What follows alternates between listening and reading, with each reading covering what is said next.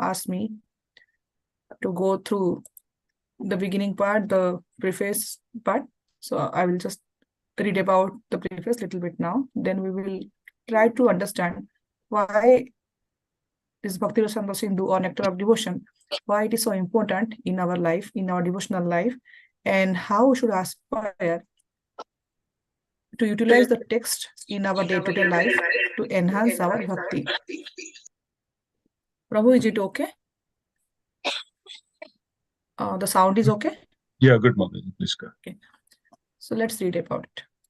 The Nectar of Devotion is a summary study of Bhakti Rasamrita Sindhu, which was written in Sanskrit by Srila Rupa Goswami Prabhupada.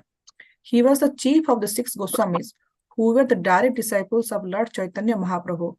When he first met Lord Chaitanya, Srila Rupa Goswami Prabhupada was engaged as a minister in the Muhammad government of Bengal. He and his brother Sanatana were then named Dabir Khas and Sakar Malik respectively, and they held responsible posts as ministers of Nawab Hussain Shah. At that time, 500 years ago, the Hindu society was very rigid, and if a member of the Brahmana caste accepted the service of Muhammad ruler, he was at once rejected from Brahman society. That was the position of the 2 brothers, Dabir Khas and Sakar Malik. They belonged to the highly situated Saraswat Brahmana community, but they were ostracized due to their acceptance of ministerial post in the government of Hussain Shah. It is the grace of Lord Chaitanya that he accepted these 2 exalted personalities as his disciples and raised them to the position of Goswamis, the highest position in Brahminical culture. Similarly, Lord Chaitanya accepted Haridas Thakur as his disciple. Although Haridas happened to be born of a Mohammedan family, and Lord Chaitanya later on made him the Acharya of the chanting of the holy name of the Lord, Hare Krishna, Krishna Krishna, Hare Hare, Hare Rama, Rama Rama, Hare Hare. Lord Chaitanya's principle is universal. Anyone who knows the science of Krishna and is engaged in the service of the Lord is accepted as being in a higher position than a person born in the family of Brahmanas. That is the original principle accepted by all Vedic literature, especially the Bhagavad Gita and Srimad Bhagavatam. The principle of Lord Chaitanya's movement in educating and elevating everyone to the exalted post of a Goswami is taught in the Nectar of Devotion. So I will just pick up about this, what is Bhakti, what is Rasa, and what is Amrita, and what is Sindhu, and what is the expected from the next part of the preface purport. Bhakti means devotional service. Every service has some attractive feature which drives the servitor progressively on and on. Every one of us within this world is perpetually engaged in some sort of service, and the impetus for such service is the pleasure we derive from it. Driven by affection for his wife and children, a family man works day and night. A philanthropist works in the same way for love of the greater family, and a nationalist for the cause of his country and countrymen. That force that drives the philanthropist, the householder, and a nationalist is called rasa, or a kind of mellow or relationship whose taste is very sweet. Bhakti rasa is a mellow different from the ordinary rasa enjoyed by mundane workers. Mundane workers labor very hard day and night in order to release a certain kind of rasa, which is understood as sense gratification. The release or taste of the mundane rasa does not long endure, and therefore mundane workers are always apt to change their position of enjoyment. A businessman is not satisfied by working the whole week. Therefore, wanting a change for the weekend, he goes to a place where he tries to forget his business activities. Then, after the weekend is spent in forgetfulness, he again changes his position and resumes his actual business activities. Material entanglement means accepting a particular status for some time and then changing it. This position of changing back and forth is technically known as bhogodhyaga, which means a position of alternating sense enjoyment and renunciation. A living entity cannot steadily remain either in sense enjoyment or in renunciation. Change is going on perpetually, and we cannot be happy in either state because of our eternal constitutional position. Sense gratification does not endure for long. and it is therefore called Chapad Sukha or flickering happiness. For example, an ordinary family man who works very hard day and night and is successful in giving comfort to the member of the family, thereby releases a kind of mellow, but his whole advancement of material happiness immediately terminates along with his body as soon as his life is over. Death is therefore taken as the representative of God for the atheistic class of men. The devotees realizes the presence of God by devotional service, whereas the atheist realizes the presence of God in the shape of death. At death, everything is finished, and one has to begin a new chapter of life in a new situation, perhaps higher or lower than the last one. In any field of activity, political, social, national, or international, the result of our action will be finished with the end of life. That is sure. Bhakti Rasha, however, the mellow released in the transcendental loving service of the Lord does not finish with the end of life. It continues perpetually and is therefore called Amrita, that which does not die but exists eternally. This is confirmed in all Vedic literature. Bhagavad Gita says that a little advancement in Bhakti Rasha can save the devotee from the greatest danger, that of missing the opportunity for human life. The rasas derived from our feelings in social life, in family life, or in the greater family life of altruism, philanthropy, nationalism, socialism, communism, etc., do not guarantee that one's next life will be a human being. We prepare our next life by our actual activities in the present life. A living entity is offered a particular type of body as a result of its action in the present body. These activities are taken into account by superior authority known as Daiva or the authority of God.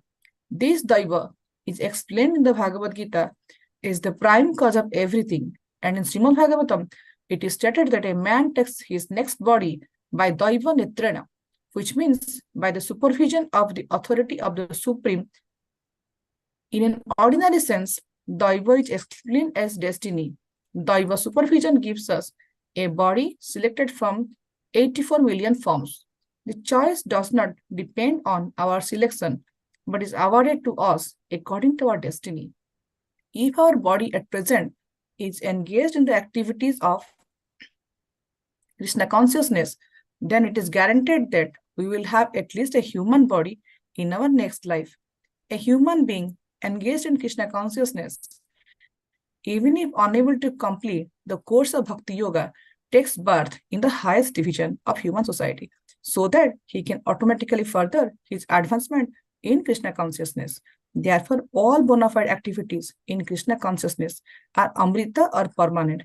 This is the subject matter of the nectar of devotion. Srila Prabhupada ki jai. Okay.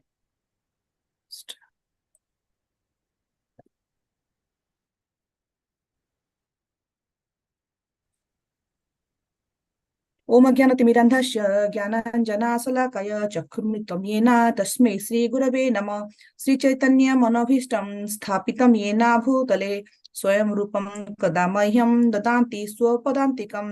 वन्देऽहं श्रीगुरु श्रीयुतपदकमलं श्रीगुरुवैष्णवंश्च श्रीरूपं साग्रजातं सहगण रघुनाथान्वितं तं सजीवं साद्वैतं सावधूतं परिजनसहितं कृष्ण चैतन्यदेवं श्री राधा कृष्ण पादान सहगण ललिता श्री विशाखान्वितं च। हे कृष्णा करुणा सिंधु दीन बंधु जगतपते गोपेश गोपीकांत राधा कांत नमस्तुते। तप्त कांचन गौरांगी राधे वृंदावनेश्वरी वृषभानु सुते देवी प्रणमामि हरिप्रिये। वाञ्छाकल्पतरुभ्यश्च कृपा सिन्धुभ्येव च पतितानां पावनेभ्यो वैष्णवेभ्यो नमो नमः। जय श्री कृष्ण चैतन्य प्रभु नित्यानंद श्री अद्वैत गदाधर श्रीवसादि गौर भक्त वृंद लीलाचल निवासाय नित्याय परमात्मने बलभद्र सुभद्राभ्यां जगन्नाथाय ते नमः। हरे Krishna Krishna Krishna Hare Hare Hare Ram Ram Ram Ram Hare Hare. Hare Krishna, dear devotees. Thank you for joining today for the evening our spiritual discussions on, and now we have started with the Bhagavad Gita Then we wanted to Parasamrita. Then now we are coming to nectar of devotion. Yeah, so this topic is very beautiful, and it is very exalted, and it is very elaborate. And Srila Rupa Goswami has very beautifully, lucidly, he has basically explained us what is expected from us. Like when now we have slowly we are graduating. So he is basically saying what we should see in bhakti, what are the different angas of bhakti, how you should aspire it, what are the different rasas are there, how to connect with Krishna, like so many different instruction he has given. Our Srila Prabhupada, he always says that basically this nectar of devotion is basically our law book. So we all should have a law book. Like, we were going on the road, so we need to know, like, on what side of the road we should drive our car. So there is a law for everything. If we break a rule, what will happen? So similarly, in this particular book, our Srila Rupa Goswami is very beautifully, he has explained this. So my knowledge on this beautiful subject matter is very limited, but with all of your blessings, I would like to glorify the subject matter just for my own purification. Yeah. So this nectar of devotion, basically, this is basically this is a foundational text of Bhakti Yoga. Here you see the picture, right? Here Chaitanya Mahaprabhu is sitting, and Rupa Goswami, basically, he is learning from him. This actually in Prayag Kshetra, our Rupa Goswami, he met Chaitanya Mahaprabhu. There Chaitanya Mahaprabhu basically instructed him for 10 days. So whatever Chaitanya Mahaprabhu instructed him, like he basically composed everything into text for future generations or for all the Vaishnavas betterment. He has basically documented it. Like Chaitanya Mahaprabhu was empowered Sanatana Goswami, Rupa Goswami, all the Goswamis, so that they can teach us. They can prepare so many books for us, teachings for us, literature for us. So later we see that in this beautiful picture how Rupa Goswami is composing, and then what we see, that is Bhakti Rasamrita Sindhu. This nectar of devotion, basically Prabhupada, what he has done, basically he has compiled into a small segment of it. Like we see, right, our Krishna book is basically coming from Srimad Bhagavatam 10th Gata, it is coming. But in the Krishna book, we see that there are not many slokas are there. It's kind of a literature form. Similarly, this nectar of devotion basically is a literature form where, but originally when Rupa Goswami composed it, there is a basically Sanskrit text is there. So we see that, so we understand now that Rupa Goswami he composed this Bhakti Rasamrita Sindhu book compilation. Basically, this is an inspiration from Chaitanya Mahaprabhu. So Lord Chaitanya Mahaprabhu has given his divine instructions to Rupa Goswami when he met him at Prayag. So we all know that Chaitanya Mahaprabhu, basically, he is an incarnation of Lord Krishna, who manifested in this world in form of a devotee to spread the teaching of bhakti. Like Krishna when he was in Dwapar Yuga, he told that Sarvadharma Parityajya Mamekam Saranam Braja.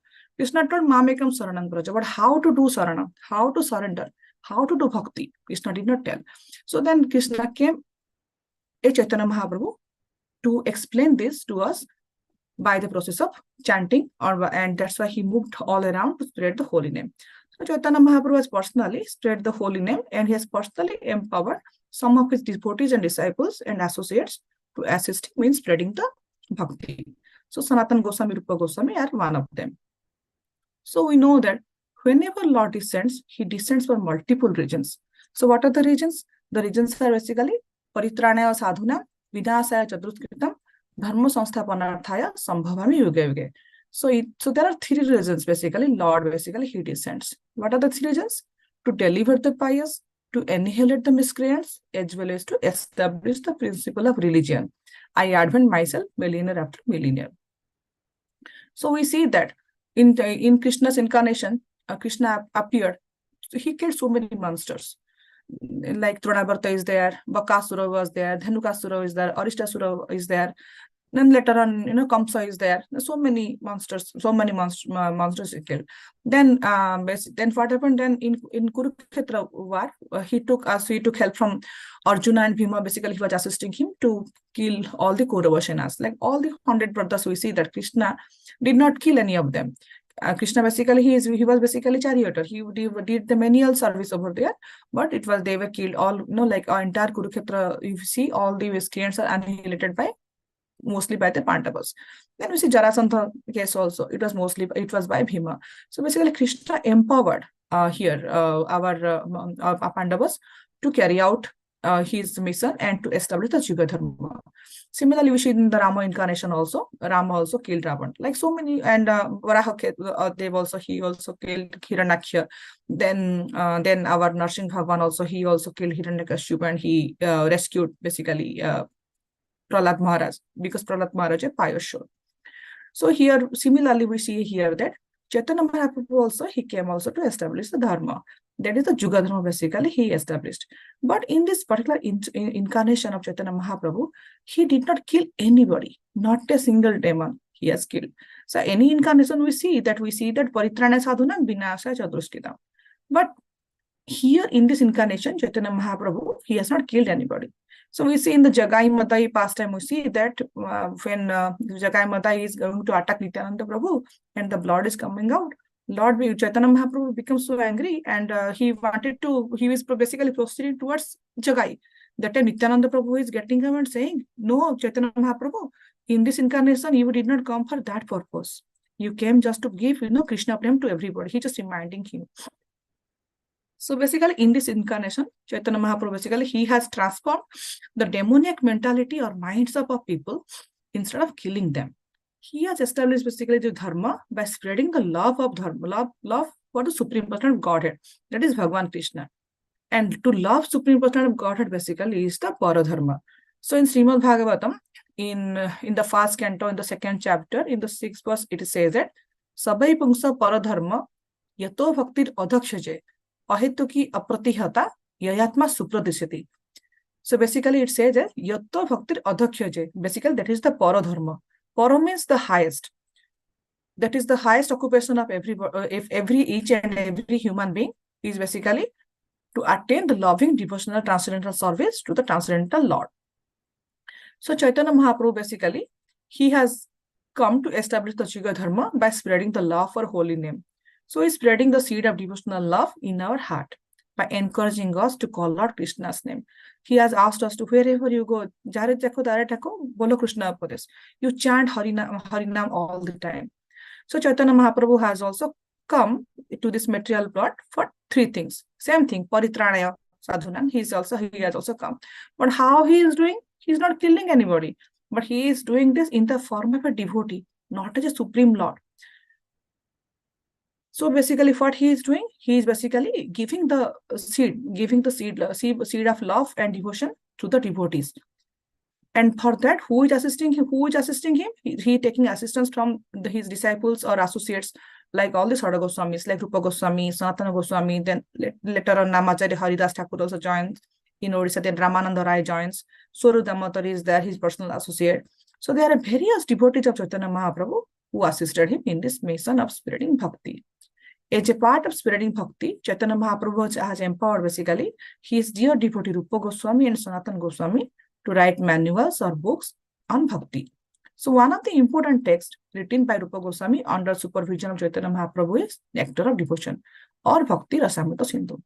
So under the instruction of Chaitanya Mahaprabhu, Rupa Goswami has written this beautiful Nectar of Devotion, which originally has 2,100, I think 29 or 30 verses, which are originally quoted by Rupa Goswami, and some are basically taken from Srimad Bhagavatam or Bhagavad Gita, otherwise from Padma Purana also he has referred. But everything basically he has compiled together, including Chaitanya Mahaprabhu's teachings in the form of Nectar of Devotion.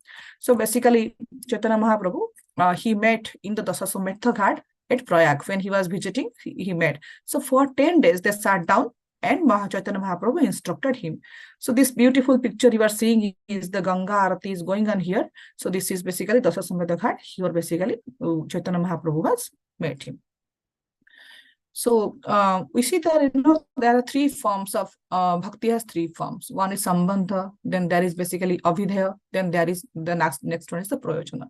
Sambandha means basically you establish a relationship. Avidheya means like to basically Abhidya means what is needed from to do you should do it. So our Abhidya basically what is do's and don'ts kind of thing, it is there, and how we should maintain it basically, and then what is the goal from you, that is basically Prayojan. So basically our Rupa Goswami, basically he is our Abhidya Acharya, and to worship the Radha and Krishna form is basically is our goal. Basically he is our Abhidya, and this he's our Rupa Goswami, our Acharya says that basically he is our Abhidya Acharya.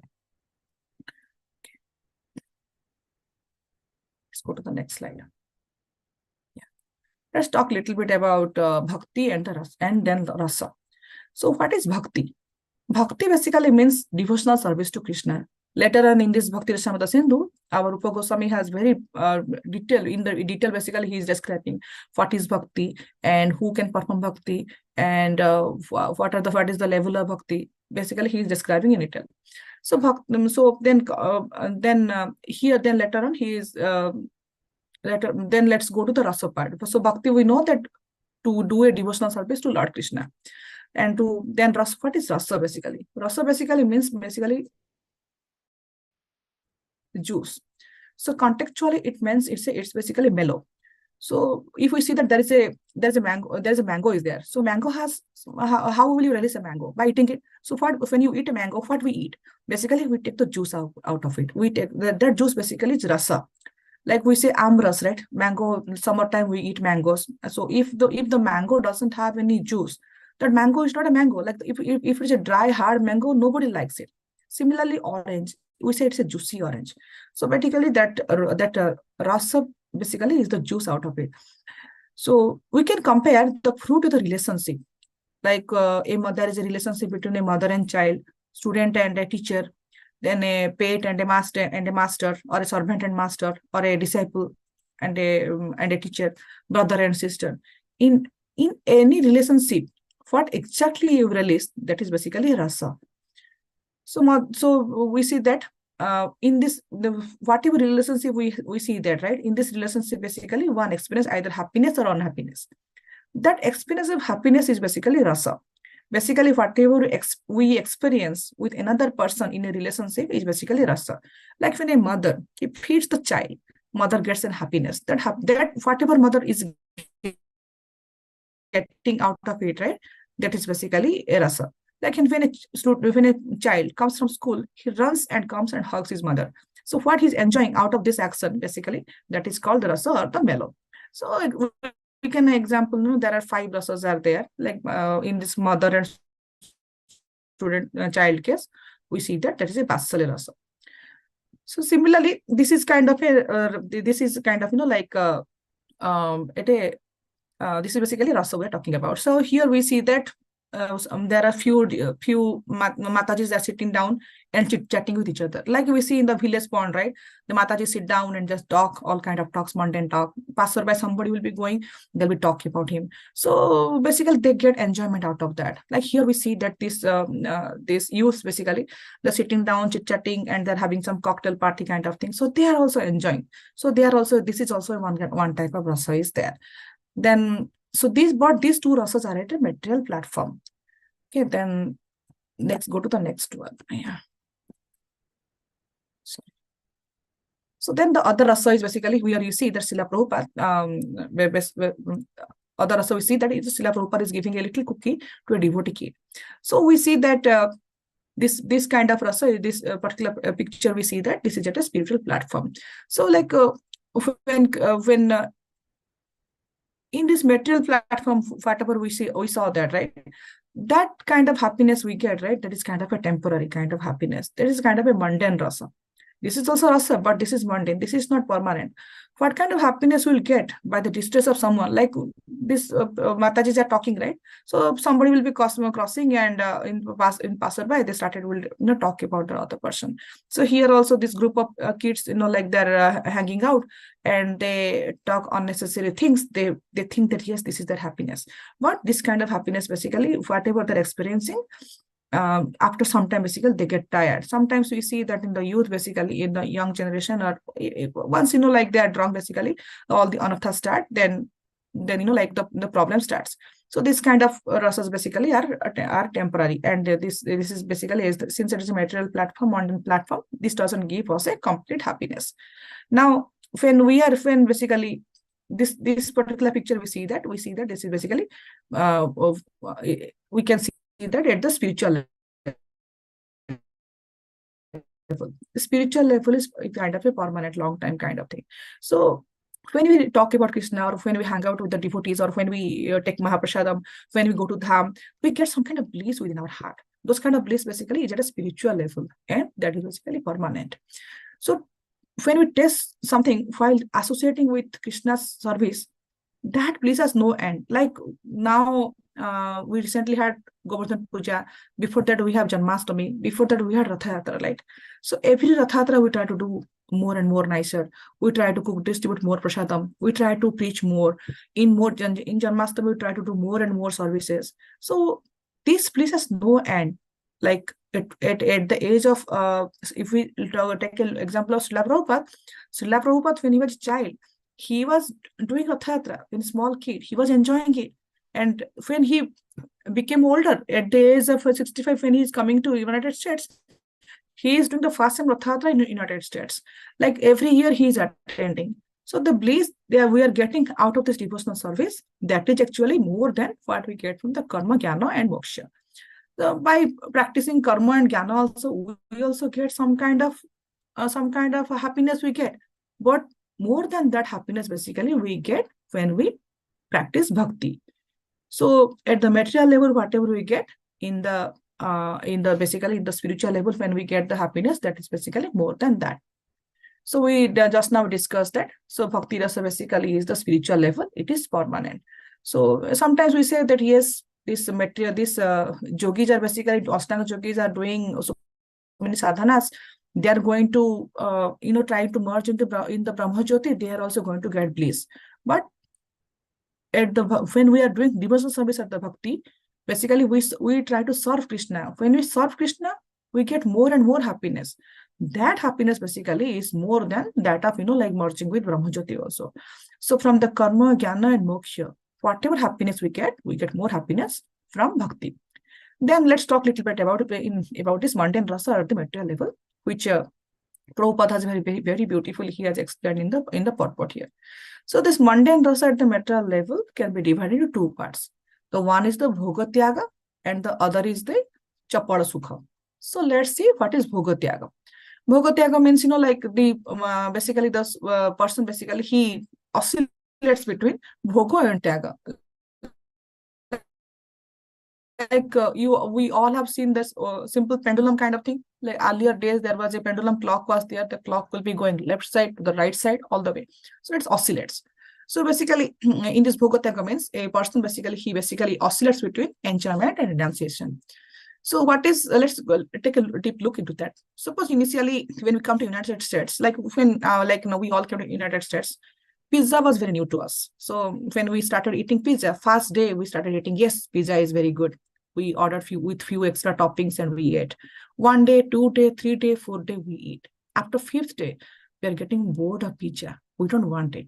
So then like we say that no, I don't want pizza. I basically, that means that initial days I wanted to enjoy pizza. Then I said no to pizza. Means I wanted to stop my pizza eating habit because it is no more giving me that kind of happiness.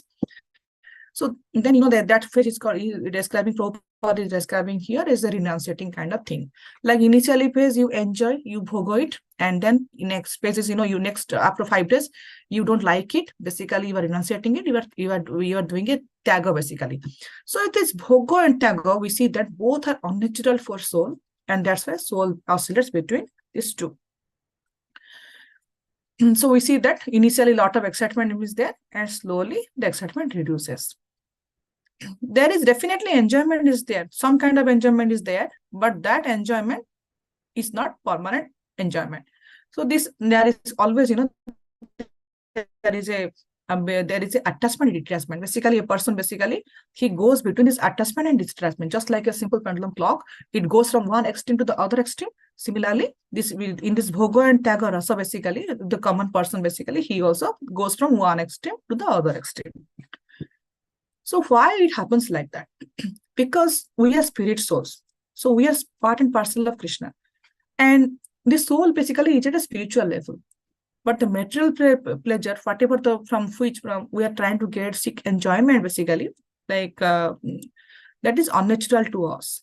So why basically we seek for material pleasure? Because we misidentify us. We are basically at the soul level, but we think that when we have a body, right? We think we get at when we take the we go to the body form, and when we identify ourselves as the body is the material level, so we seek for the material pleasure. But because of that, what happens because of that? Because whatever enjoyment we're thinking, right, those enjoyments are at a material level, but our soul is a spirit soul, so that's why we don't get the full enjoyment. So soul feels oscillation between the enjoyment and the renunciation, so that is called bhoga and tyaga. The next one is the chapada sukha.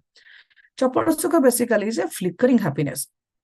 So like we see that we are driving a new car, and we are basically buying a new house. We're getting we study well, and we do get a good job. We have our family, we maintain our family, and for our wife and children or husband, we do a lot of work. We do extra work to keep them happiness. But this happiness is not permanent. However great it may be, it will end one day. Like otherwise, at the end, like death will come. Death is inevitable, because we are the material body. Death will come. So at the death, basically everything is finished. So all this house, all this bank balance, everything is gone. So that's why it's called chapada sukha. Suppose some person is loving rasgullas a lot. So after eating 10-15 rasgullas, he cannot eat anymore. It has to stop, and you cannot continue to eat more and more and more. But just think about this chanting now. Suppose these are this mundane rasa like bhogotyaga chapada sukha we discussed. Because there is an end to it. But somebody now want to chant, like we see that some devotees, they love to chant. When they love to chant, right, initially they chant 1 round, then the test increases. They like to chant more.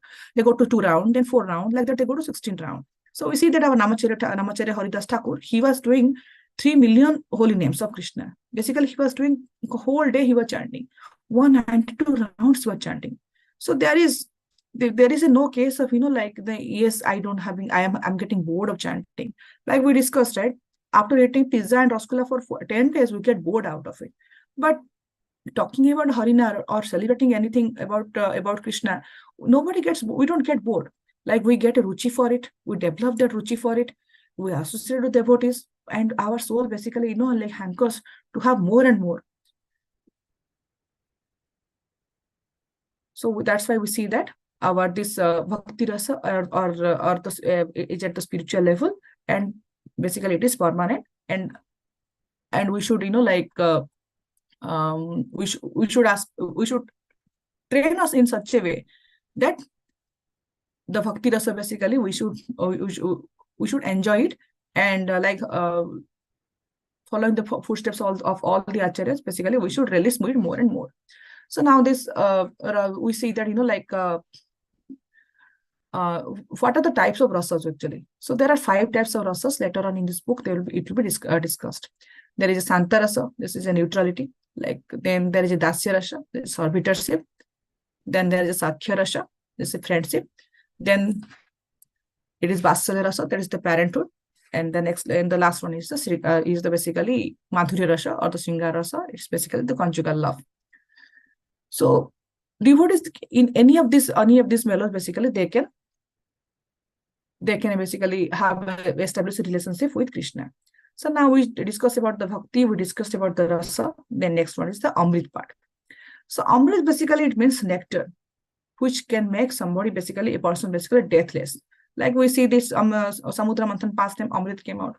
So amrit basically is that beverage which makes one deathless. So what is then why this amrit part is talking? We are discussing about bhakti rasa amrit. Why he is saying bhakti rasa amrit? So bhakti is basically the process of entering into the eternal life of eternal pleasure in service towards Krishna. Like we see that everything is temporary, all the services are temporary, all enjoyment is temporary. But when we do bhakti, basically were entering to the eternal pleasure of service to Krishna. Like we see in our scripture, in so many examples are there. So when if child is trained to do bhakti from childhood day till at the end, basically he's doing bhakti. Not only that, we see in scripture so many examples that if some person has died before accomplishing his goal in a devotional life, he is taken bath again either in a higher devotional family or in an aristocratic family, which will help him to nourish his bhakti. So bhakti rasa will give us that amrita of immortality, deathlessness or eternal happiness to do Krishna's seva. Now let's talk about the Sindhu part. So Sindhu means what? Sindhu means ocean.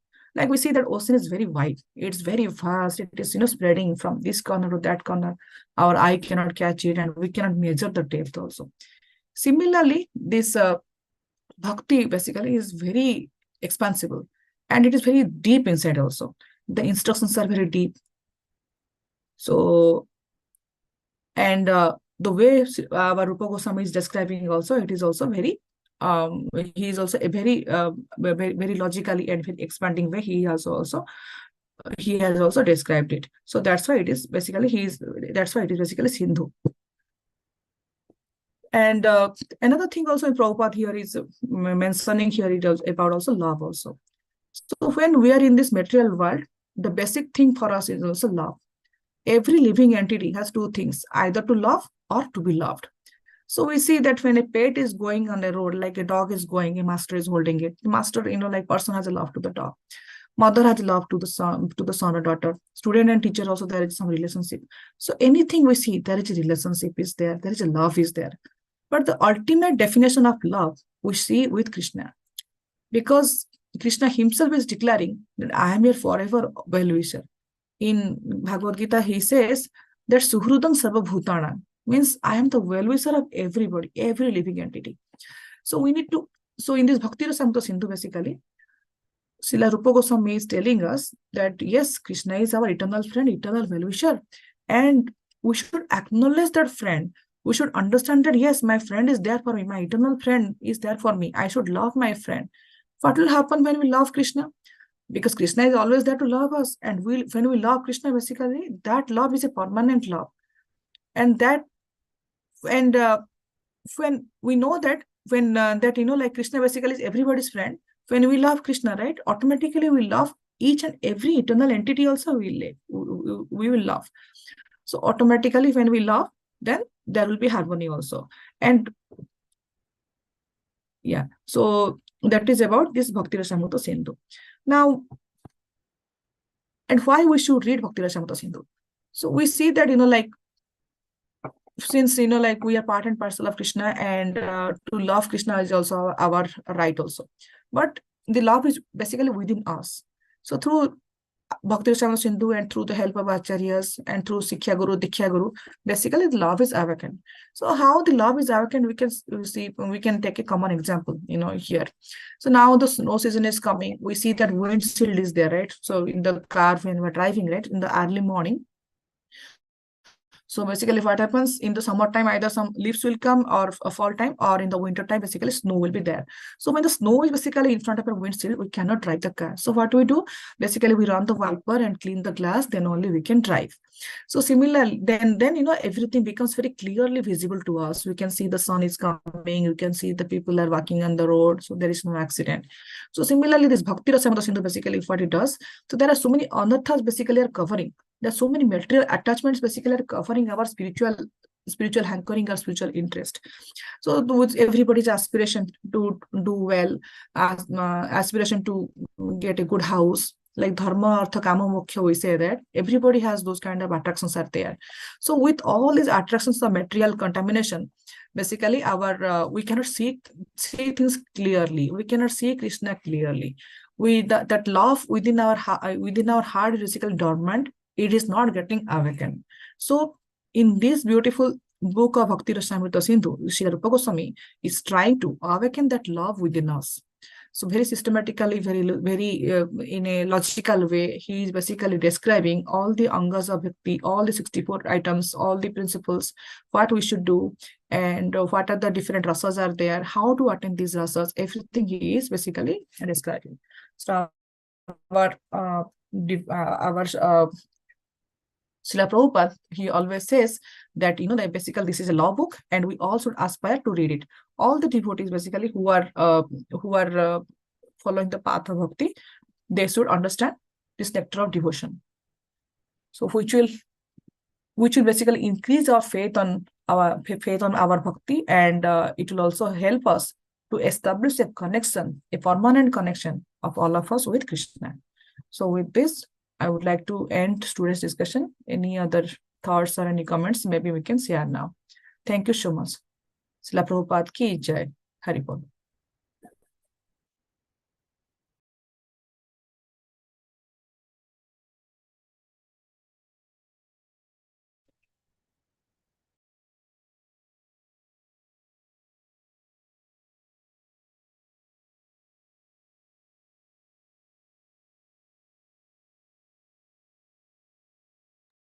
Hare Krishna, Simeshwar Prabhu. You can, if you want, you can end the class now, or you can discuss something. Hare Krishna.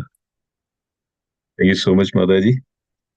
The wonderful class, and you very clearly, in detail, explained about the Bhakti Rasa Amrita Sindhu, these four words, four eternal words, how one can attain that Sindhu, ocean of mercy, ocean of devotion, and Rasa Amrita, Amrita, how one can eternally attain that position and liberate himself by this Bhakti.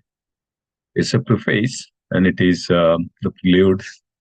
So this will go more in detail in each aspect of this Bhakti in coming days. So thank you so much, Mataji, for a wonderful beginning of this nectar of devotion. Thank you, dear devotees. So are there any comments, anything that you would like to add? Any other questions or concerns?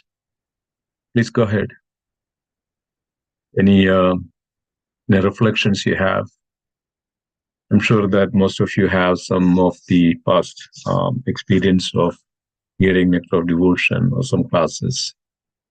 We can go ahead and some reflections.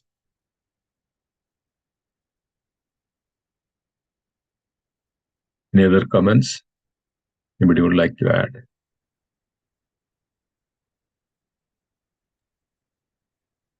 Hare Krishna Prabhuji. It was very clear, nicely explained. We understood very well. Yeah. Thank you so much. Mataji, explaining nicely. Anybody else? Yeah, at the end of this nectar of devotion, then we would will really come to that position of understanding what is bhakti. Many times people think that it's just a sentiment. Bhakti means some kind of sentiments, or just people go and fall flat. They sing and they just go. Many people have that kind of, but bhakti goes beyond. Bhakti is our natural constitutional position. It goes beyond and beyond and beyond. That's why many people not to come to that stage. Some people are taking shelter of this jnana. Okay, let me read and understand. That's it. People, okay, let me do the karma. And, people do the yoga. They don't come to this real position of. So this is the blessings. This is a mercy that one can come to that stage of bhakti. So then we should come, in order to come and purely to execute that bhakti, we should understand what is all about it and why it is most important. So we'll learn gradually, and this is just the beginning of. Mataji was very nicely explaining about the definition of bhakti. And what is this bhakti? It's a rasa, it's a balu, and it's an amrit, it's a nectar, and it's an ocean of bliss, ocean of mercy, ocean of contentment. So many ways we can define that. Okay. So anything else? And otherwise, before we get to the yes, go ahead. All the rasa Krishna has it. All the rasa Krishna. He is known as Akhila Rasa Amrita Murti. Right, Akhila Rasa Amrita. Krishna is known as Akhila Rasamrita Murti. All those. Yes. Okay. Anybody else? Prabhuji, Pranam, Mataji, wonderful introduction or a preface of this nectar of devotion. This is my first time, even attempting to understand or listen to this. My question is, Prabhu, or a clarification is on the various methods or various paths of yoga Supreme Lord has given. And I do understand, listening to devotees saying them repeatedly, that bhakti is the most easiest or most rather difficult, whichever way you want to take it, right? I mean, to connect with Lord Sri Krishna. But then why are those other, what will be the difficulties to take up the other yogas, whether it's Karma Yoga, Nishamkara Yoga, or Jnana Dhyana Yoga? Because they ultimately will also lead you towards bhakti. So that's my question, Prabhu. Mataji. No, Mataji, yes. Mataji, go ahead, please. Yeah, Hare Krishna Prabhu. So yes, if we read Bhagavad Gita, we see there is Karma Yoga, then Jnana Yoga, then Dhyana Yoga, then Bhakti Yoga. 4 paths are there. Any path we take, definitely we're going to reach Krishna. But we see, if you see that Karma Yoga, right? If we go the way it is explained, right? Karma is transforming into Bhakti. Jnana also is transforming into Bhakti. Then Dhyana also is transforming into Bhakti. But sometimes you know what happens from the Karma path, right? Whenever coming, right? The Bhakti is not 100%. It becomes Karma Mishra Bhakti. Then sometimes it becomes Jnana Mishra Bhakti. Like, then they are not 100% Bhakti. They're a little bit kind of, alloyed form, we can say that. So that way we can see that, and those way, it takes maybe, like you don't get 100% satisfaction, and you might, when you, and you might not reach the goal. But and you can side by side also can take an example of an elevator and a staircase. Like in the staircase also you can go to the 5th floor. So but there will be hurdles, you get tired in between, you climb stairs. But in an elevator, if you take, right, you quickly, easily, relaxedly, there is a foundation for you. You take it and you reach. So that way also you can think about it. And in the bhakti, basically in the bhakti path, basically there is you do some service. Like you can think that you have a son with you, or a daughter with you. You are doing some kind of service to him. When you do some service, or when you do some seva to your parents, you get some kind of happiness. So similarly in this path of bhakti, right, there is we do devotional service. When we do devotional service, right, then we get happiness. We establish a connection with Krishna. Like anything, if you do, if there is no connection, you don't get 100% happiness. You don't get whatever you are looking for. So that way we know, like our acharyas always encourage to take the path of bhakti. Is this okay, Prabhu? This is very well explained, Mataji. I mean, all the time I was getting some questions on why it is the fastest route, bhakti. But the thing which you added today for me is service means involvement, and service towards Krishna means more involvement. Then you basically, like you mentioned about the example of son or daughter. So even you are doing it, the involvement makes it more connection, more stronger, and the faith will develop multifold. Yes, Prabhuji. And faster. Yeah. Thank you, Yeah. Mataji. Definitely our exalted devotees, Vaishnavas, are here. They will add more to it. This is a very beautiful discussion also. They can add more to it.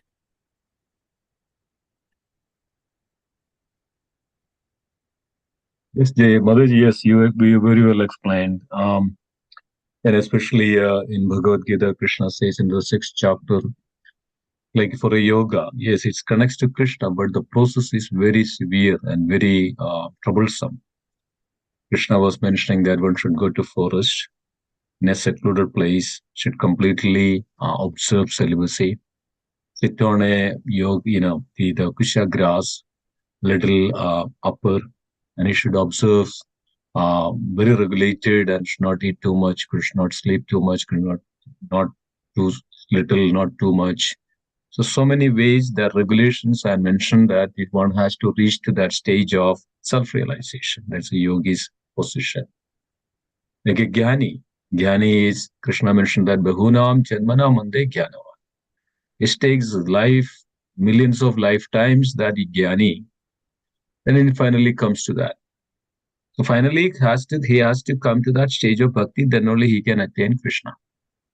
So like a yogi goes through these severe processes of penances, and then likes that. And then a yogi has to go through the meditation. But this meditation was recommended for the Satya Yuga, not really for this Kali Yuga. Then there is fire sacrifice, especially this very much intense sacrifices. People mention that. So these are the various processes that the karma kanda, which is mentioned, karmas. And then again Gyanis, and then deity worship mentioned for the Dwapara Yuga.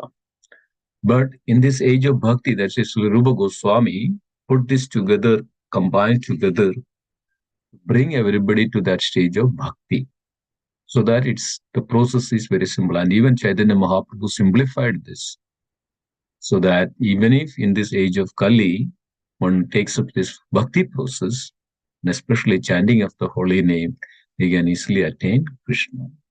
So depends on the time, place, and circumstances. This is referred that bhakti is the topmost of all the ladder, all the yoga ladder. And it is mentioned that, right? The first to sixth chapter is basically the yoga ladder. Initially, the yoga is called yoga mumuksha. And when devotee come to that stage of bhakti, he is on the yoga aruda stage, on the topmost of all. So compared to any other yogas, bhakti is the topmost because of is directly get the opportunity to serve the Krishna and directly get in the abode of Krishna. Yogis, they may go to the different planetary systems, and even yogis get into the Paramatma realization. They may maximum go to the Vaikuntha. Maximum, that takes a long time. But a jnani go to the Brahma Jyoti of Krishna. He does not even get into the abode of Krishna.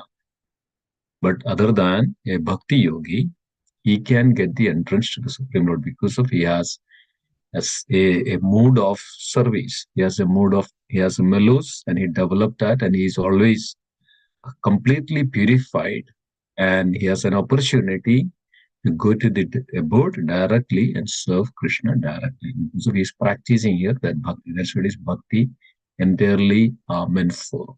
We are practicing here so that we can do that same at the lotus feet of Krishna in the spiritual realm of Goloka. Yes, just wanted to add that 2 cents.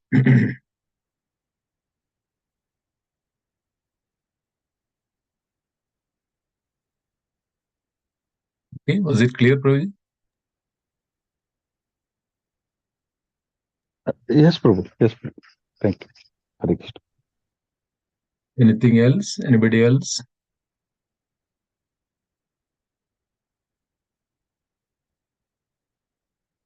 Okay.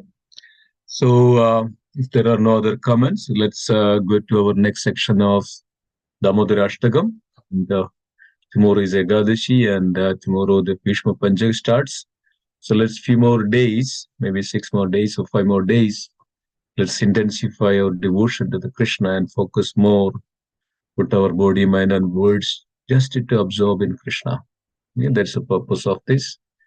We do humbly request everybody, please engage and this wonderful opportunity and Damodara Ashtagam, and please engage yourself and listening and absorbing and all. Okay, thank you so much. Mataji, Prem Sarovar Mataji, would you like to sing Damodara Ashtagam?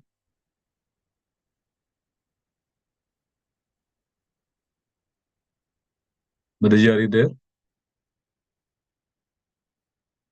1 second, Prabhuji. Okay. After this, we'll be going to Nandagav, Davan Parikrama.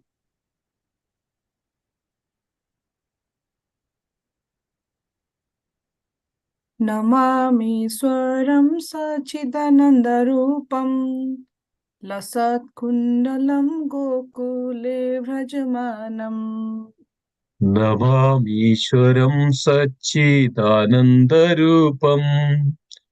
लसत्कुण्डलं गोकुले व्रजमानम् यशोदाभियोलोकालधवमानम् परामृष्टमत्यन्तधृत्य Gopya यशोधाभियोलुकालाधवमानम् परामृष्टमत्यन्दोदोधृत्य Gopya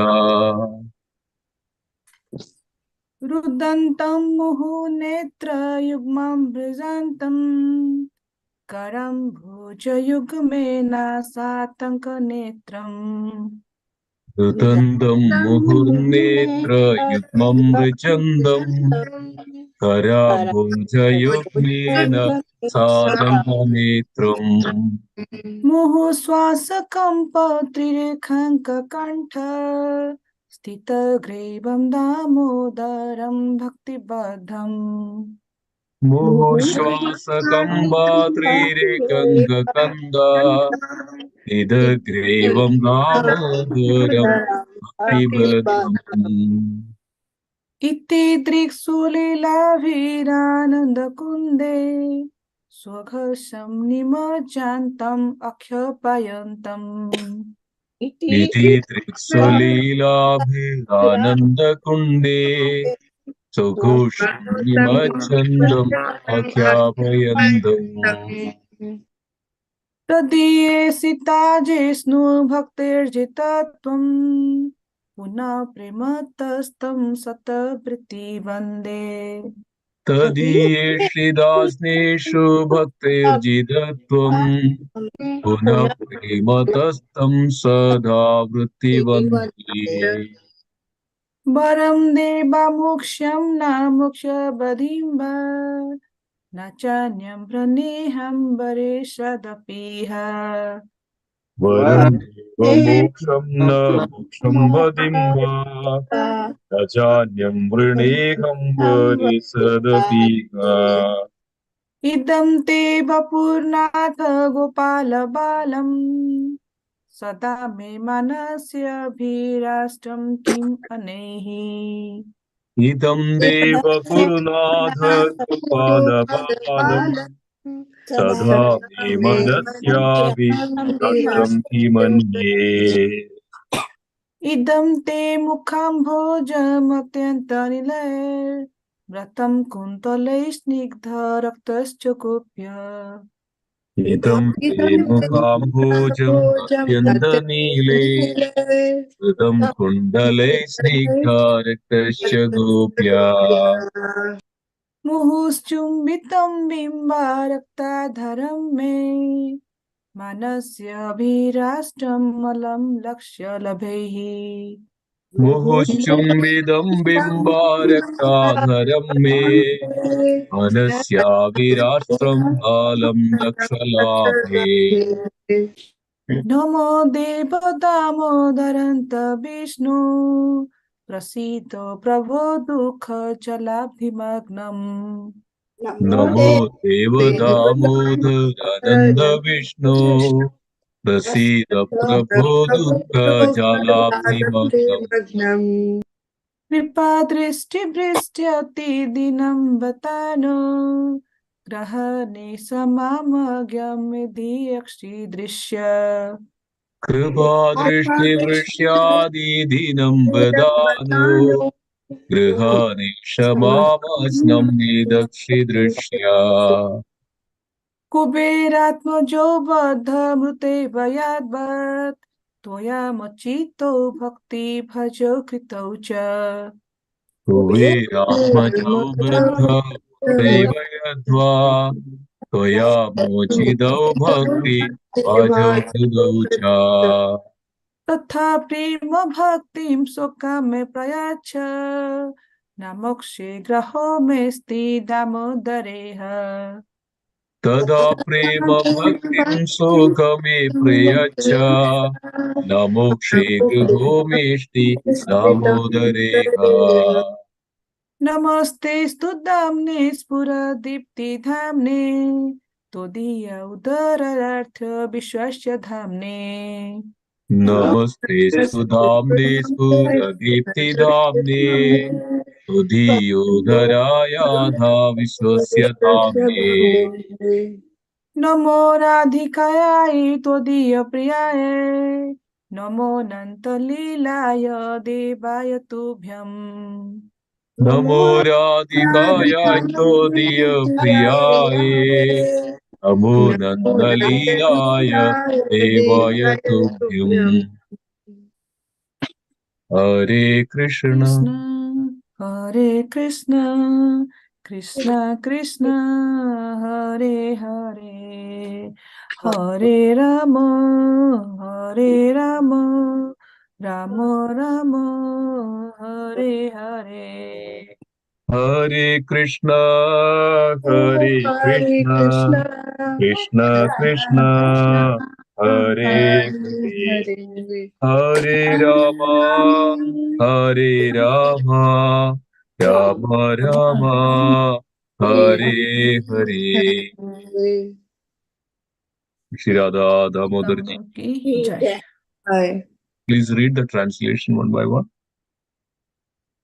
To the Supreme Controller who possesses an eternal home of blissful knowledge, whose glistening earrings swing to and fro, who manifested himself in Gokula, who stole the butter that the gopis kept hanging from the rafters of their storerooms, and who then quickly jumped up and ran in a retreat in fear of Mother Yasoda, but was ultimately caught. To that Supreme Lord, Sri Damodar, I offer my humble obeisance. Jai. Damodar. Okay. Upon seeing his mother's whipping stick, he cried and rubbed his eyes again and again with his two lotus hands. His eyes were fearful and his breathing quick. And as Mother Yashoda bound his belly with ropes, he shivered in fright and his pearl necklace shook. To this Supreme Lord, Sri Damodara, I offer my humble obeisances. Shri Radha Damodar ji ki jai. Jai. Very good. Those super excellent pastimes of Lord Krishna's babyhood drowned the inhabitants of Gokula in pools of ecstasy. To the devotees who are attracted only to his majestic aspect of Narayana in Vaikuntha, the Lord herein reveals, I am conquered and overwhelmed by pure loving devotion. To the Supreme Lord Damodar, my obeisances, hundreds and hundreds.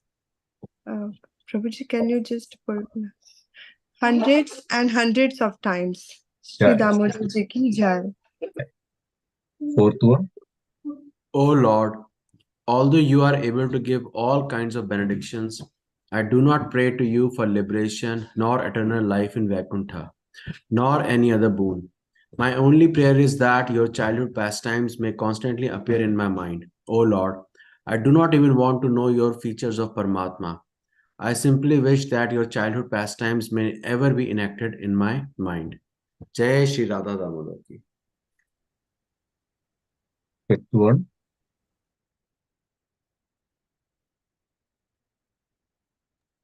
Go ahead. O Lord, the cheeks of your blackish lotus face, which is encircled by locks of curling hair, have become reddened like bimba fruits due to Mother Yashoda's kisses. What more can I describe than this? Millions of opulences are of no use to me. But may this vision constantly remain in my mind. Shri Radha Damodar ki jai. Sixth one. O unlimited Vishnu, O Master, O Lord, be pleased upon me. I am drowning in an ocean of sorrow and am almost like a dead man. Please shower the rain of mercy on me, uplift me, and protect me with nectarian vision. Shri Sri Radha Radha. Damodar ji ki jai. Seventh one. O Lord Damodara, In your form as a baby mother, Yashoda bound you to a grinding stone with a rope for tying cows. You then freed the sons of Kuvera, Manigriva, and Nalakuvera, who were cursed to stand as trees, and you gave them the chance to become your devotees. Please bless me in the same way.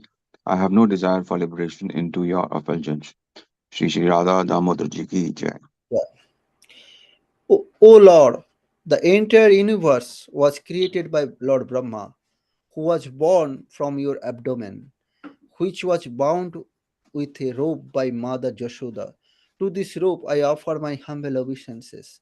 I offer my obeisances to your most beloved Srimati Radharani and to your unlimited pastimes. Radha Damodar ki. Jai Shri Shri Radha Damodar Ji ki jai. Yeah. So now we will go to the Vrindavan Parikrama. We'll go to Nandagrav. Let me share the screen. Let's see.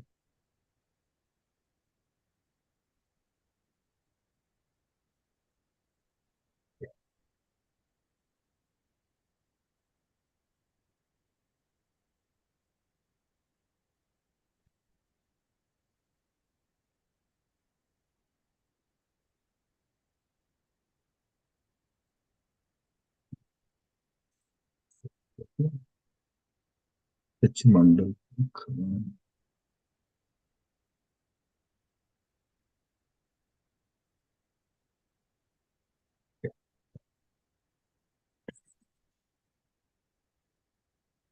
So everybody can very much focus on this very beautiful the descriptions of Vrindavan, especially in Nandagav, where Krishna's childhood pastimes. So this very beautiful. Let me share and please go.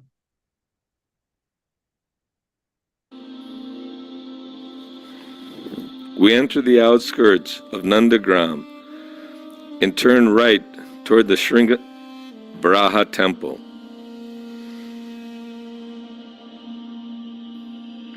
Gargamuni advised Nanda Maharaj, whose deities these were, to worship both Narasimhadev and Varahadev.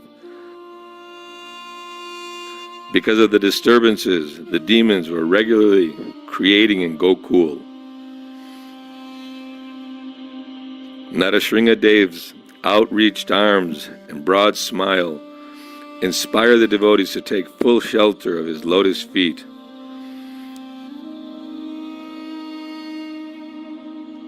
There is a small deity of Prahlad Maharaj at his side.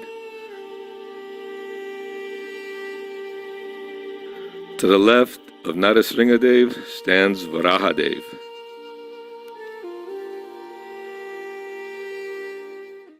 The devotees declare that Nandeshwari Hill, the form of Lord Shiva, now shining as Nanda Maharaj's capital, is an endlessly beautiful crown decorating Vrindavan.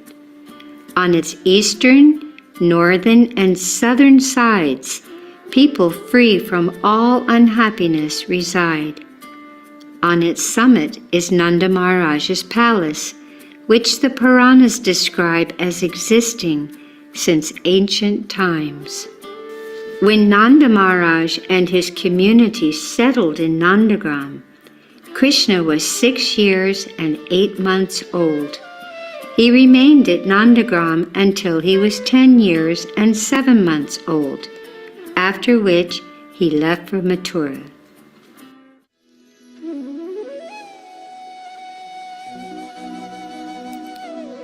The ceiling of the present-day temple is covered with colorful paintings of Krishna's pastimes. Large, ornate doors open into a small, dimly lit temple room. On the long silver altar, one can see deities of Krishna and Balaram, with Nanda Maharaj and Mother Yashoda on their left and right, respectively.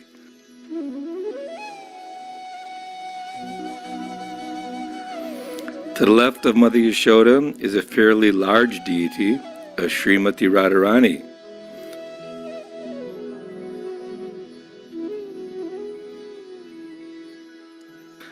along with two small deities, one of Revati Devi, Lord Balaram's wife, and Rohini, his mother.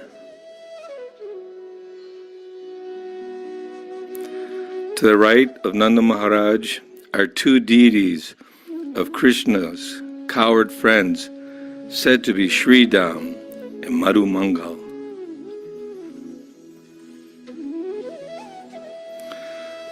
The shiny black Krishna and Balaram deities are unique, for both of them stand in threefold bending forms,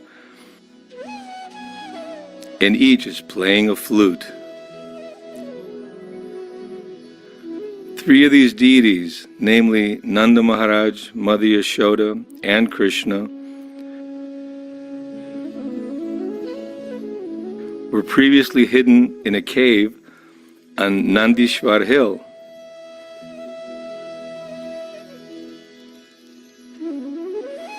One day, Krishna appeared to Sanatana Goswami, who was living at Pavan Sarovar at the time, and revealed their location to him.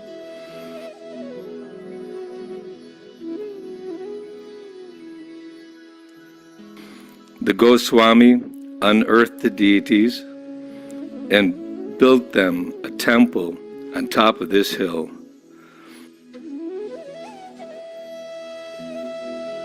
It seems that prior to this incident, Lord Chaitanya also came here and had darshan of these deities while they were still in the cave. The Bhakti Ratnakara history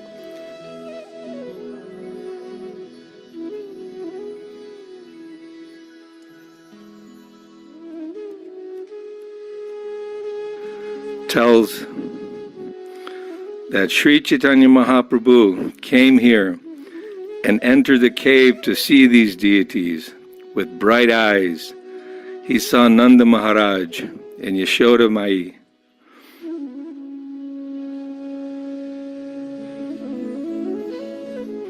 With Krishna Chandra between them, he offered prayers to the lotus feet of Nanda and Yashoda, and in ecstasy touched the limbs of Krishna.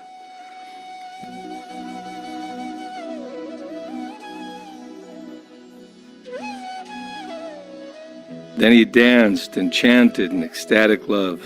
When people saw the ecstatic manifestations of Lord Chaitanya, they became struck with wonder.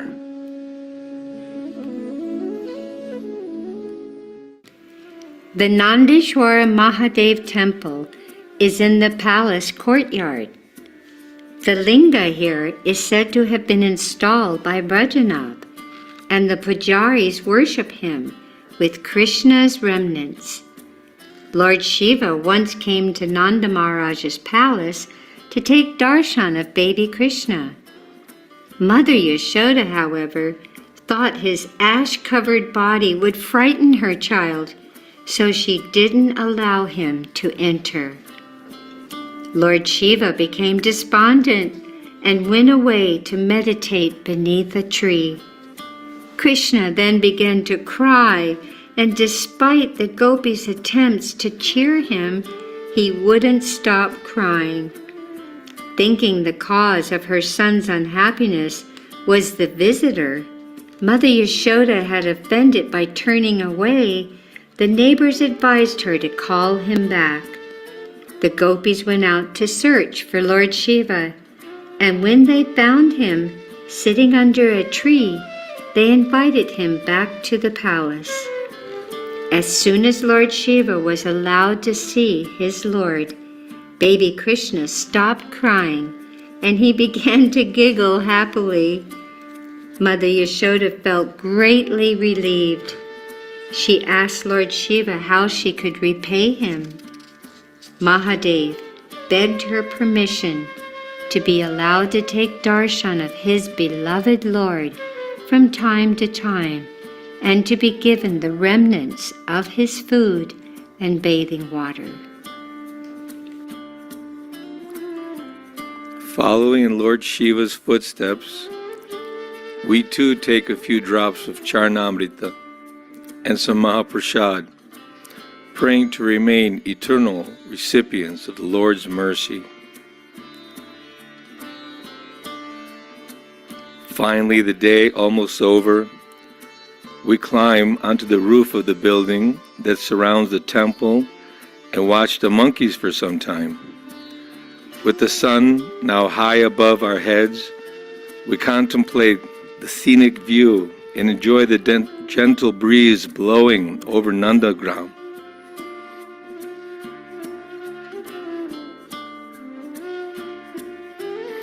Then we descend and leave for Pavan Sarovar on the northwestern side of the hill. That will be our last stop today. On the pretext of going to fetch clear water, the lotus-eyed gopis again and again met Lord Krishna with great happiness and love at Pavan Sarovar, which is filled with many kadamba trees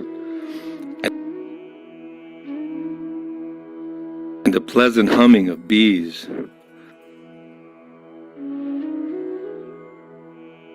May Pavan Sarovar protect us.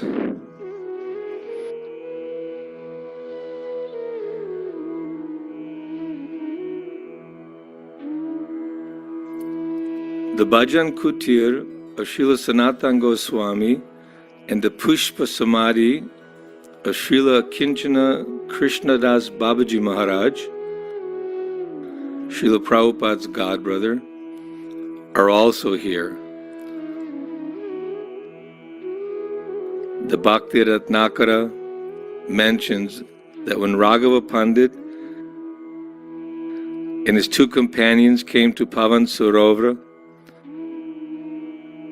just by seeing Sanatana Goswami's Bhajan Kutir, they became agitated with ecstasy and tears flowed from their eyes.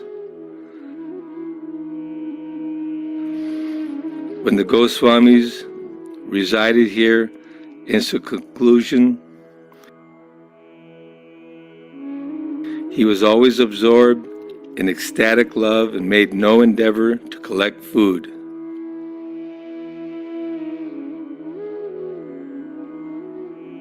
One day, Krishna, disguised as a cowherd boy, came to him with a pot of milk, which he urged Sanatana Goswami to drink. Dressed as a cowherd boy with a turban on his head and a pot of milk in his hand, he spoke to Sanatana. "You live in this secluded place with no one knowing that you are here. While I was tending the cows, I happened to see you. Please listen to me. Drink this milk without any hesitation and leave the empty pot while I will return for it. If you stay here in a kutir, we will all be very, very happy. But the Vrajavasis will be distressed by seeing you stay like this." Immediately after drinking the milk, Sanatana was overwhelmed with intense ecstatic emotions. He found himself crying torrents of tears and lamentation. The Lord then consoled him by arranging for the local Vrajavasis to build him a bhajan kutir.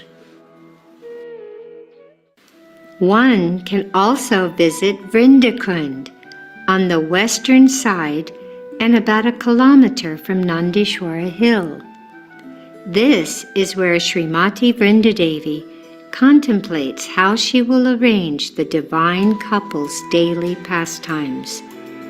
Next to Vrindakund is Guptakund, which according to the Bhakti Ratnakara is where Krishna and the cowherd boys secretly played games. Both kunds as well as the temple of Vrindadevi have been under ISKCON's care since 1989. Owing to the determined leadership of Dinabandhu Prabhu, the property has been splendidly renovated and a beautiful deity of Vrindadevi was installed in 2003. Daksha, her pet parrot, whose service it is to fly around Braj and gather information, sits on Vrinda Devi's left hand. It's said that Daksha has 100,000 disciples. Filled with a great flood of love and decorating the ever-blossoming groves of Vrindavan with many fragrant flowers, Vrinda Devi creates a festive atmosphere for Sri Sri Radha and Krishna to enjoy transcendental pastimes with their dear friends. Let me surrender to Vrinda Devi. Our very, very dear, His Grace Dinabandhu Prabhu is again so kind to us and is ready to... Yeah. Thank you, dear devotees, for watching this beautiful, beautiful Vrindavan, Nandagav. Those who are fortunate to visit this Nandagav, you can see that all these beautiful places there. So thank you so much. Anybody has any comments? Anything to add?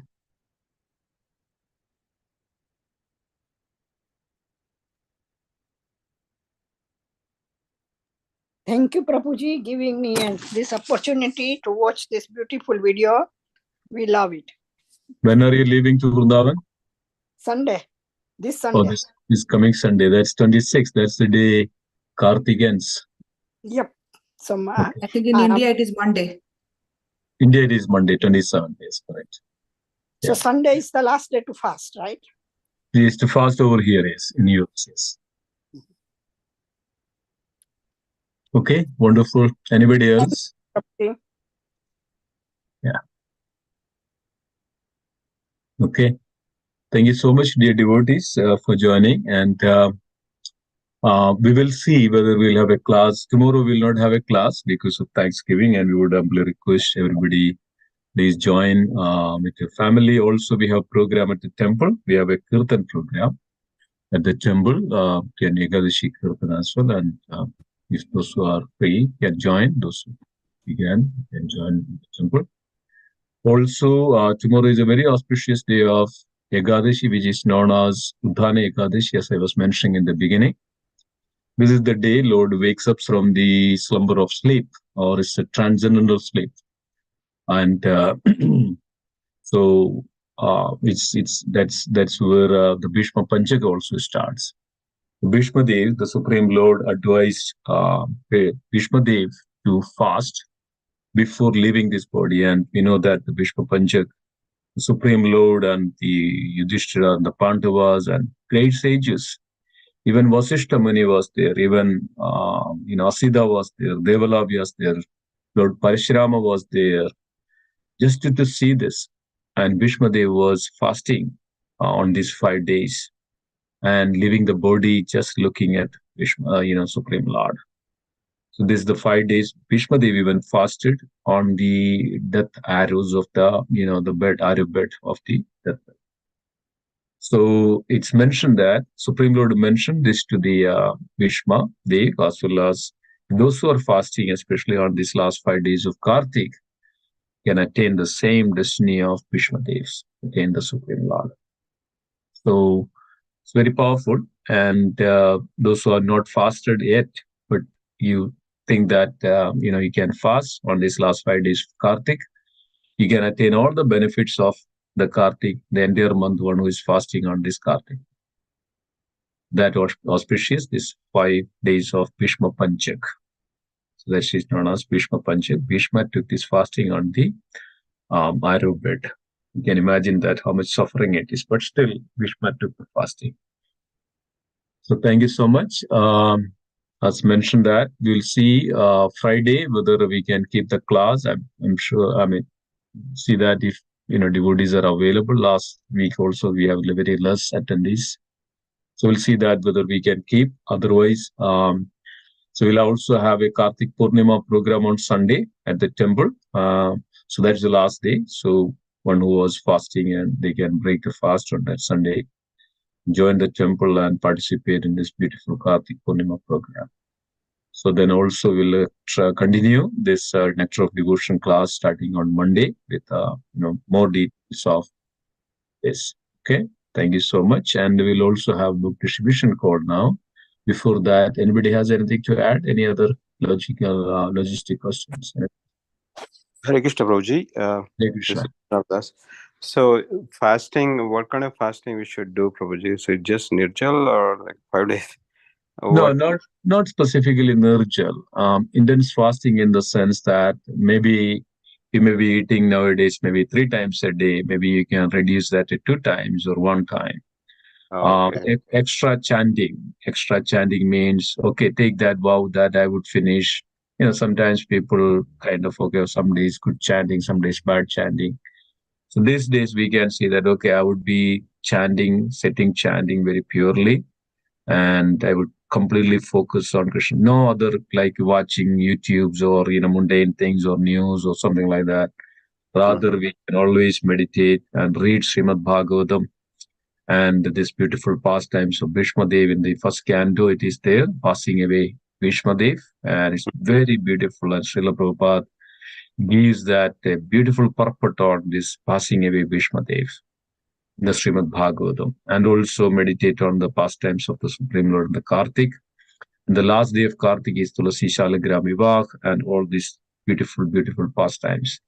And Govardhan, the Leela, the pastimes of Govardhan, and so many things. So we can meditate fully on these days, 5 days. And this is the way our consciousness get more elevated, more purified, and you really feel that the bliss and content and that realization and more spiritual consciousness or Krishna consciousness. So this way we can fast. The most important thing is actually avoid most of these worldly things, kind of, more attracted or interested in this, worldly things. Remove that. Focus on Krishna. Yes, we have few things to take care of, family and other things. That also happens in meantime. Other than that, just focus on Krishna, chant the holy name, read and hear and attend, all these beautiful spiritual discourse and elevate ourselves to that next level of Krishna consciousness. That's meant for these 5 days. Okay. So is it starting from tomorrow, right? And Tomorrow, yes, goes to Sunday. Sunday. Sunday. So it's only 4 days, right? Yes. In US it is 4 days because there is an overlap of Tithi. Okay. In India it is 5 days. Yes. Okay. So it is again. It is 4 days. Yeah. Okay. Thank you, Roji. No Hare problem. Krishna. Hare Krishna. Hare Krishna, Prabhuji, with pranam always. Hare Krishna. Dandal pranam. All goes to Srila Prabhupada. Prabhuji, like when is this Tulsi Vava? Is it tomorrow or the last day of Kartik? You said Last day of Kartik. Yes. Oh, okay. Oh, I was always thinking that it's on the Dev Uttani Ekadashi, like Utthan Ekadashi on that day. That is tomorrow. That is on the same day. I was always thinking that on the same day we have Tulsi's Shaligram Viva. It's not like that. No, it's not there. Oh, okay. Okay, got it, Prabhuji. Yeah, thank you, Prabhuji. No problem. Okay, wonderful. And thank you, dear devotees. Pancha kalpata rupasya kripa sindhu bhyevacha vidada pavanebhyo.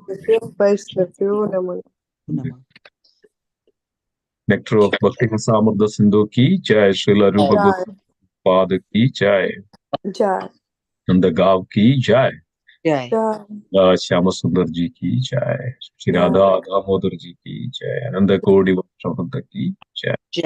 Let us, dear devotees, please stay. So let's also discuss about our book distribution plan on this Gita Jayanti is coming on December 22nd. Let us discuss and meditate that what we can do more. This is called bhakti. This is the practical application of bhakti. How we can put ourselves more into the Srila Prabhupada's mission and serve Srila Prabhupada. Srila Prabhupada is very pleased when the books are distributed. Srila Prabhupada always says that we are a preaching mission, that if we give out the Bhagavad Gita spiritual books to others, their life will be saved. Brihat Srila Prabhupada says, Brihat transcendental distribution because of Brihat. like a Brahat Murdanga, when there is a kirtan, loud kirtan, it goes to the heart of the people. Similarly, when you distribute a book, it goes entire life that they can connect with Krishna some way or other. It's very important. Thank you so much. And I'll request Paramananda Chaitanya Prabhu to take lead. Hare Krishna, Prabhuji. Hare Krishna, dear devotees. Thanks for staying over for the book distribution call. So, thank you, everyone. So, Prabhuji, the agenda is today about the book distribution, the weekly book distribution. So, we'll be having a book distribution call, and then time coming, we'll also be planning for the Nagar Sankirtan. I think that will be sometime in December. The dates will have to be announced. Yeah. I will keep everyone posted. Okay. And also, like you said, the Gita Marathon, which is going to start, which has already started in some parts. And we are encouraging devotees to distribute Bhagavad Gita and other spiritual books. So, going with this weekend, we have a book distribution on Saturday, the November 25th. So, at Patidar in Hillsborough. So we requesting devotees to please join us. And, I think by then the weekend, the Thanksgiving will be over, and then people can take some time out and really thank our spiritual masters and, Krishna's wonderful Vedic knowledge to be spread out to the other people, other devotees. And that'll be a great service to do. So we'll be going out, Prabhuji, to distribute books on Saturday, on the 25th. So that's the plan. Very good. Thank you so much. Hare Krishna. And then we again encourage devotees to come out, and this is just the right time. If meet people, encourage people to take a copy of Bhagavad Gita, read the spiritual books. We have so many nice books from Srila Prabhupada, and we encourage everyone, as much as you are benefiting from this class and other media. So we also encourage you to share that knowledge with your friends and families, since you'll be seeing them also this weekend.